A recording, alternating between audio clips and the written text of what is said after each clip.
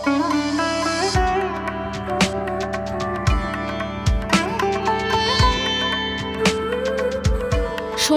জগন্নাথ দেবের স্নানযাত্রা। কথিত আছে জগন্নাথ দেবের স্নানযাত্রা চাক্ষুষ করতে পারলে পাপ মুক্তি ঘটে। আর প্রভু জগন্নাথের স্নানযাত্রা উপলক্ষে জনারণ্য ওড়িশার পুরীর জগন্নাথ মন্দির। প্রতি বছর জ্যৈষ্ঠ মাসের পূর্ণিমা তিথিতে এই স্নানযাত্রা হয়। সে কারণে একে বলা হয় স্নান পূর্ণিমা বা দেব স্নান পূর্ণিমা। কথিত আছে স্নানযাত্রার দিন মন্দিরের উত্তর দিকে অবস্থিত কুয়ো থেকে জল এনে তা শুদ্ধিকরণ করা হয়। তারপর ওড়িশার জগন্নাথ ধাম মন্দিরের স্নান কক্ষে রীতি মেনে ঐতিহ্যবাহী আচার অনুষ্ঠানের মাধ্যমে 108টি কলসিতে সুগন্ধি জল দিয়ে চতুর্ধা মূর্তিকে স্নান করানোর পালা চলে। উচ্চারিত হয় মন্ত্র, চলে কীর্তন ও শঙ্খধ্বনি।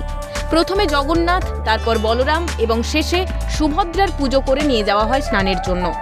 স্নান পর্বের সমাপ্তির পর জগন্নাথ, বলরাম ও সুভদ্রাকে গণেশের রূপে সাজানো হয়, যাকে বলা হয় গজবেশ। তবে এত ঘড়া ঘড়া জলে স্নান করে জ্বরে পড়ে যান প্রভু জগন্নাথ, বলরাম ও সুভদ্রা। তখন প্রত্যেককে আলাদা ঘরে রেখে চলবে সেবা শুশ্রূষা। রাজবৈদ্যের আয়ুর্বেদিক পাঁচনে সুস্থ হন জগন্নাথ। আর এই জ্বরের কারণে 15 দিন বন্ধ থাকে পুরীর মন্দিরের দরজা। বিগ্রহের দেখাও মেলে না।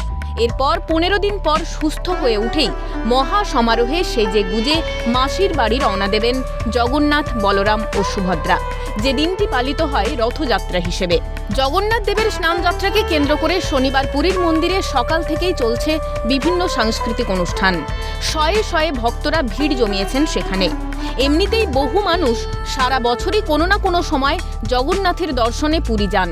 কিন্তু এই দিনটিতে পাপ মুক্তির কারণে এবং প্রভু জগন্নাথকে মাত্র একটিবার দর্শনের আশায় বহু পুণ্য লোভাতুরা মানুষের সমাগম পুরীর জগন্নাথ মন্দিরে। ক্যালকাটা নিউজ।